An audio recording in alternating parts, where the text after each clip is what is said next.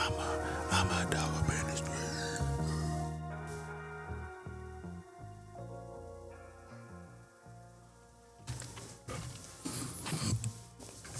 Hey. Welcome. It is me, Gino, Jonathan, Mr. B.B.S. Yes. I love you. Thank you. Yeah, this is episode 1. The introduction. It's the introduction to B.B.S. It's the introduction to who I am and who is Gino. And the plans. Hey guys, I like saying I'm excited, and the reason why I say I'm excited a lot is because I don't just focus on the like I'm happy and I'm like super happy right now in my present, because I'm doing this and I'm broadening my horizons and whatnot, right? But I'm excited because while I'm doing this, I know what's going to happen in the future because I prepare for the future all the time. I'm always doing that. That saying, being 2 steps ahead, that's me. I live that. And sometimes I ghost a lot because I'm like, dude, this whatever I'm doing over here on this side, it needs my attention. It needs it. It needs my attention. And so sometimes I have to just completely close whatever I'm doing off so that I can put a justifiable enough energy to get it done because I'm doing so much. Not that I don't want to do so much, it's because I enjoy doing so much, and each aspect and project and things that I'm doing is something like I enjoy to the full. Whoa. I take that back. There's some things that I have to do and I don't enjoy. And I'm like, fuck, I gotta do this. I'm like I'm I'm like I'm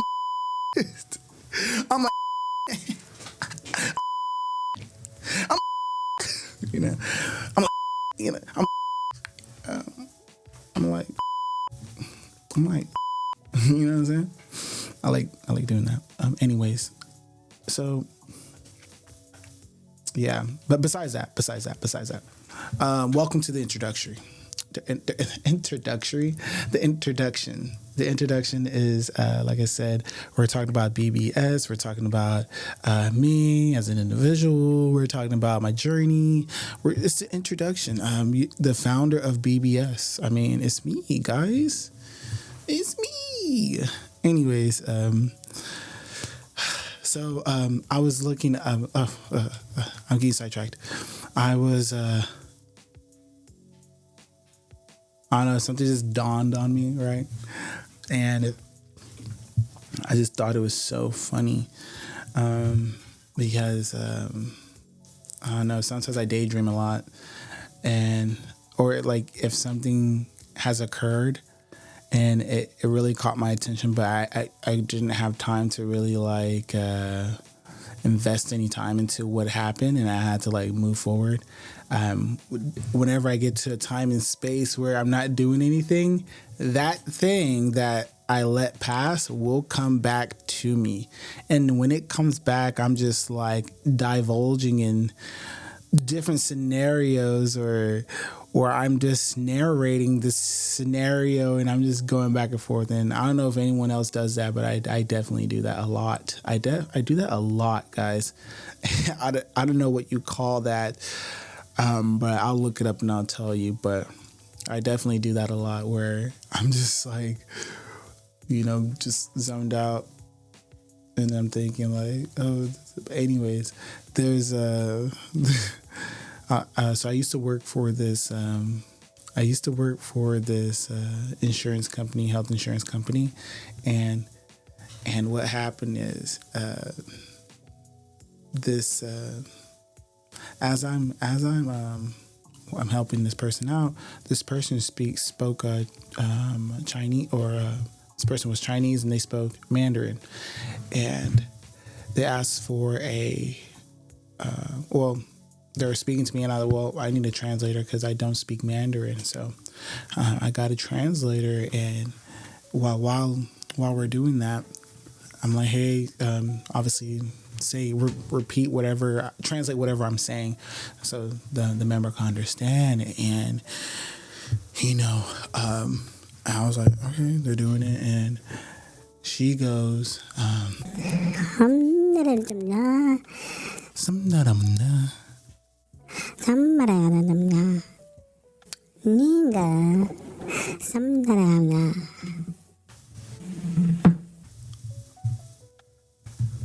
what? What did you just say to me? I mean, what did you just say? We're working. Like, what is going on here? But I let it slide, I was like, okay.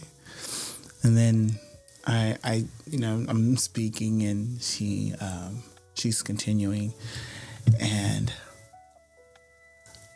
I say something, and she says it again. She's like,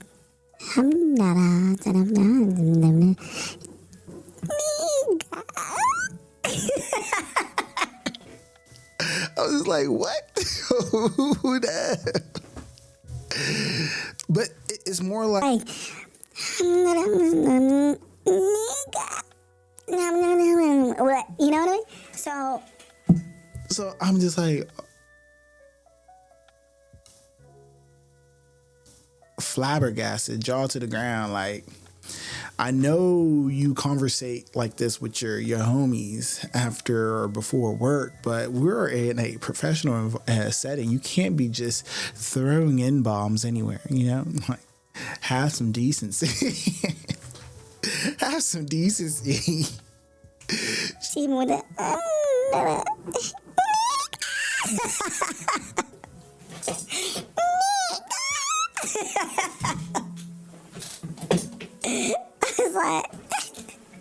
I was like, shit.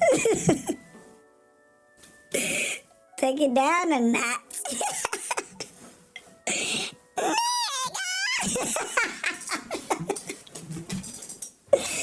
Anyway, later on to find out that when they say that, they're saying and. So I was like, wait, they're saying and, so like they could be like, and what, and they'll be like, nigga, what? They be like, nigga, something that oh shit. They be like, nigga,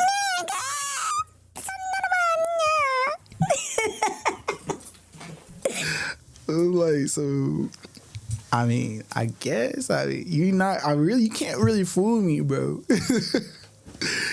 You can't fool me, bro. Like, you're not slick. I see exactly what you're doing. You're not saying and, bruv. You're not saying and. You're being slick, and I'm peeping that, first of all right? I see that for what it is. You just want the end card pass. I was kidding. Oh my gosh. He said, oh my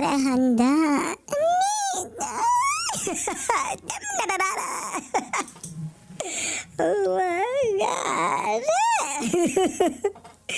Oh God. All right, man. Get somebody else on the phone, because you're acting up. So you got the homeboy get on the phone.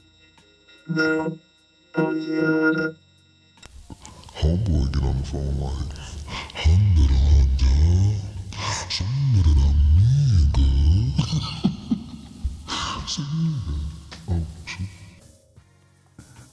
yo, I'm recording.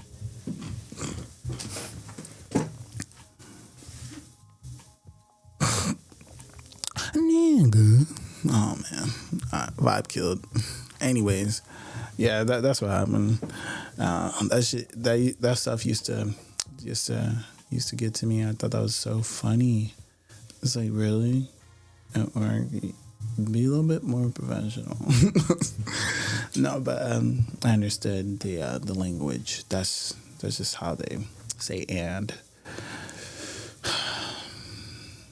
So now, from now on, whenever I want to say and, I will say nigga. I will say nigga. Nigga. And then people might say I'm saying it too much. I'm like, dude, I'm just saying and. Like, that, no, don't stress it, Don't stress it at all. But anyways, besides that, let's get on topic. This is the introduction. This is B.B.S, guys. B.B.S, focus, lock in. B.B.S stands for Beyond Black Space. Beyond Black Space is a space of creation. I want you to be in that black space and create and be innovative, but at the same time to think beyond that. So that means pushing the mind, body, spirit beyond your own limitations. I do it every day. I want you guys to do that too, right? And on top of that, it's a brand that I truly want everyone to embrace and to understand that they're a part of it. It's not like a separate entity from you. You are it as well. It's beyond me. It's beyond me. B.B.S.M. Beyond Black Space me. That didn't make any sense. But you understand the concept. It's beyond me. Like, it's for everyone. Okay? And also, we'll just go in depth later on. But let's get into who I am. Like I said, I was born in, like I said, my name is Gino. Gino Jonas Saint, to be exact. And I was born in Miami, Florida. Okay, guys? I was born in the MIA. Thank you. Thanks. Yeah, so I was born in Miami, Florida, and that's where me and poverty were quite close, maybe a little too close, And growing up in that environment where you're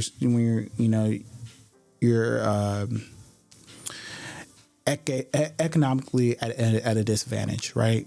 Growing up in that realm as a child, for me, I was oblivious. I was oblivious. I didn't quite grasp the understanding of our situation like that to its fullest, because I was just happy to be alive, right?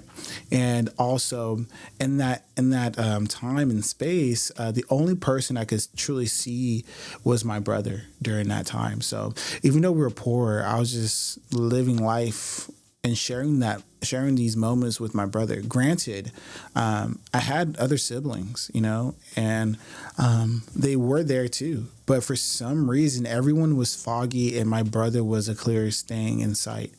And oh, thank you. He was the only thing. He was the clearest thing in sight, So I don't know why that is. I try to think, and maybe because it could have been trauma, or maybe because, maybe it was because he was the person that played with my toys, or we played games or whatever together all the time, or maybe I felt safe around him. Maybe he was relevant in that time for me, or maybe I wanted to protect something. He was the only thing I could protect, but at the same time, I didn't even feel like I could do that. I it's things that I wanted to do but couldn't do. But at the same time, I felt that he was the one protecting me. It's weird. It's too much, but that we can, do a deep dive on. But nah. But he was the clearest thing, and like even my parents were foggy. Even everything surrounding. Everything else was just such a foggy. Just imagine a foggy background, and then whatever's in your foreground is so clear and precise and focused. That was my brother to me. He was the clearest thing there. And so, fast forward, we moved to Austin, Texas, ATX, where I spent majority of my youth growing up there, and I went to school there and everything, you know. And at the same time, we were still poor during that time, guys. Still poor. I mean, at this point, you can call it a disease, you know, being poor. And I don't know, maybe some people may agree with me that being poor is a disease. And if you don't agree, I don't know, research it or something. I don't know. But for me, it's a disease, man.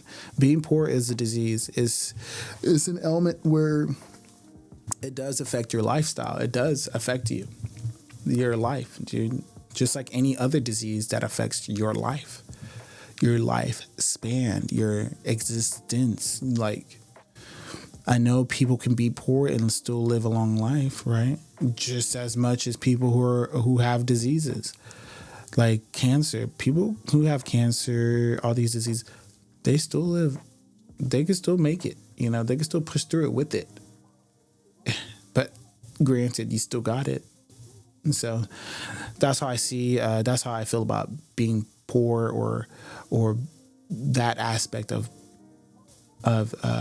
economic disadvantage. You know, that's how I feel.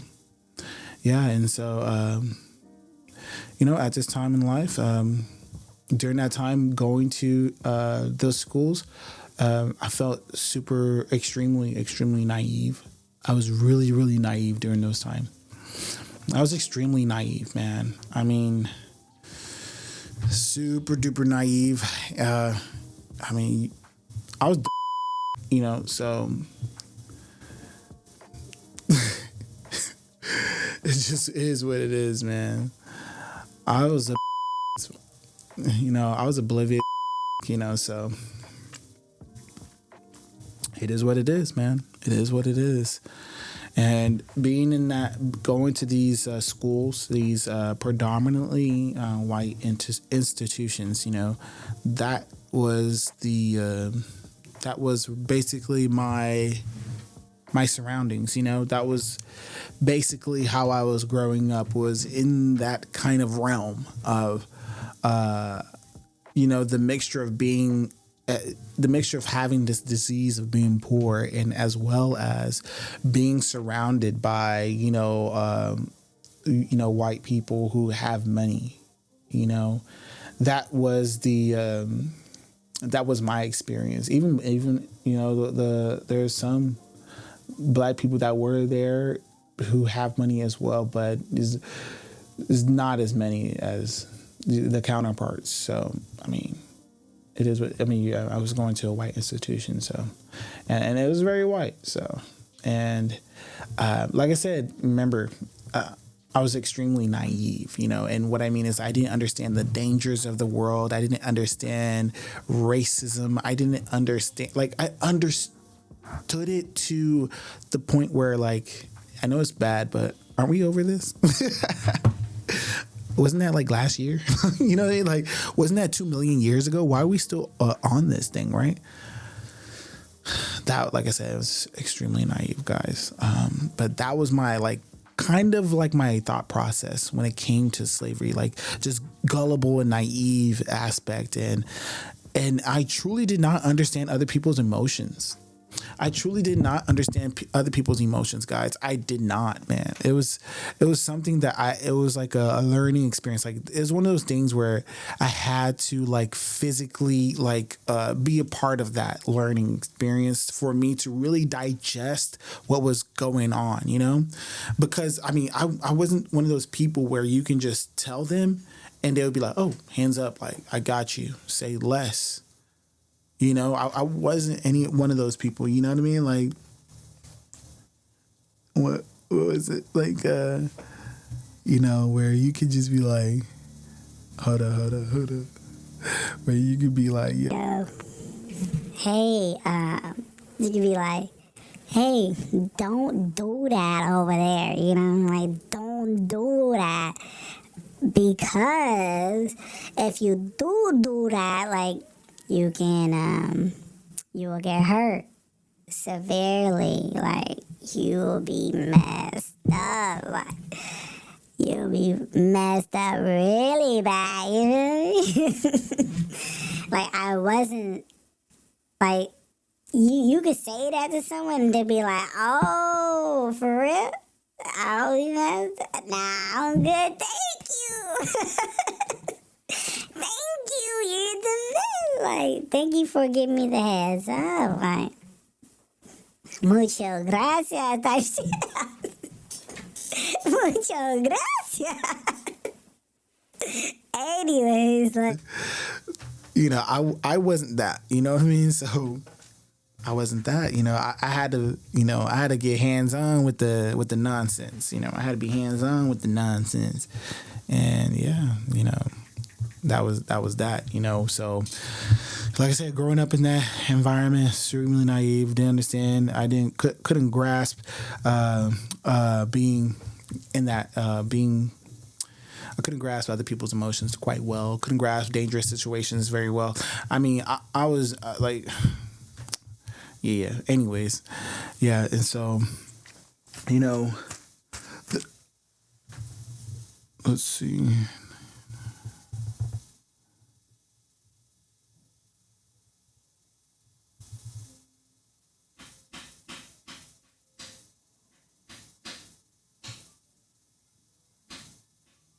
Yeah, I mean, like, it's weird, because I truly felt that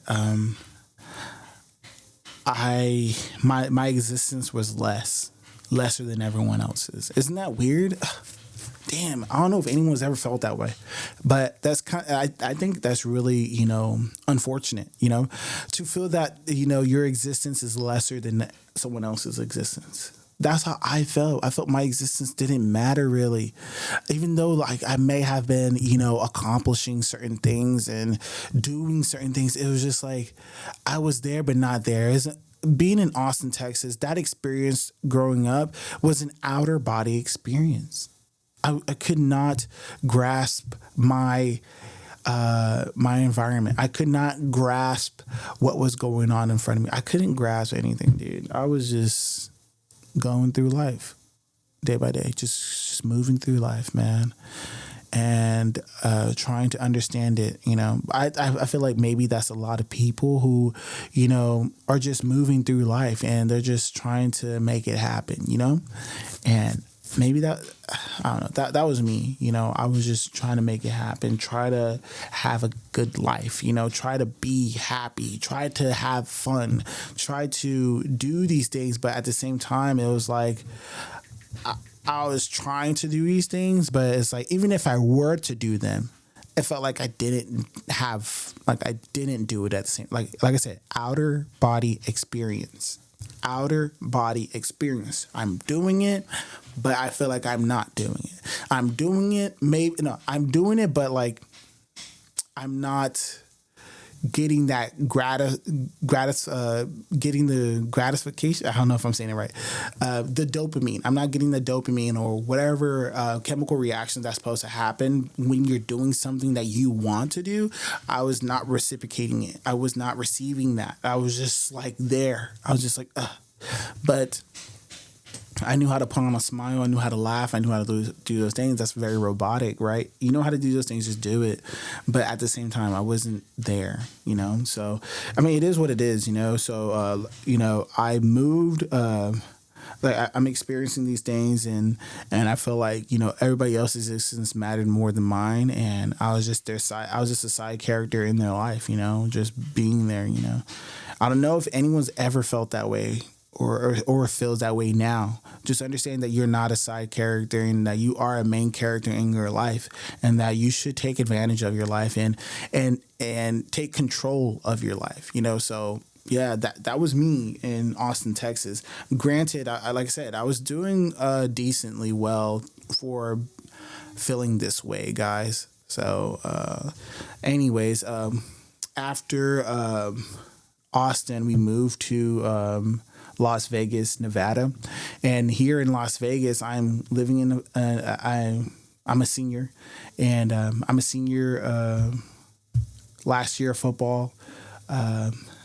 You know, a lot of people have their thoughts of who I am and my potential basically as a athlete. You know, because I left Austin, Texas on a high note. When I mean by that is my athletic career was on a, you know, I guess like a high note, like a potential, like, oh, he could be good.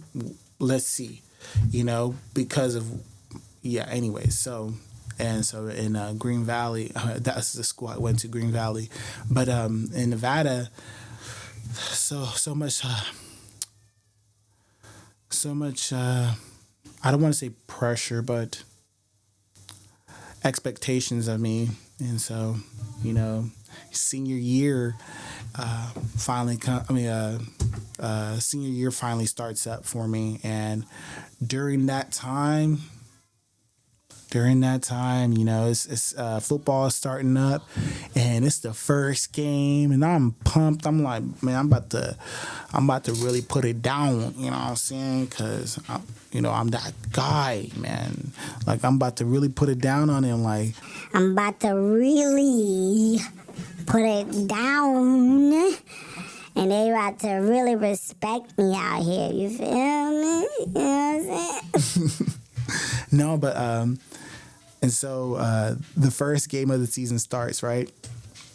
First game of the season starts, and I'm killing it. I'm killing it. But just to find out that first game was gonna be my last game, man. That's some bullshit. That first game was going to be my last game. And the reason for that was because I got injured. Dude. I got injured. The first game, 3 touchdowns, 200 plus yards. I got injured. Yeah, I got injured, man. And it's just like, dang. I got injured? Like that? So, you know, I was just like in shock, you know, like, wow, well, what is there to do now? You know, like, life is not fair. Life is not fair, man. The first game, the first one. The first game is the one I have the problem. The first game I have the problem. Now I cannot play football no more. Wow, that's crazy, man. The first game, I get injured, and I'm like, man, I'm just gonna. Like, I had to go to the doctor. The doctor said, we have to do surgery 1, and 2, it's gonna take 6 months for recovery. And I said, what? I said, do not talk to me no more, man. Look, 6 months. I just started. 6 months of game, the season's done with, bruh. The season's done after. So it was either get surgery or because I would have to get surgery, and then I would have to get surgery, and then do rehab, and then do training. The rehab training, whatever, just to get the speed back. But do not forget, like, anyways, yeah, just to do that. You know what I mean? And so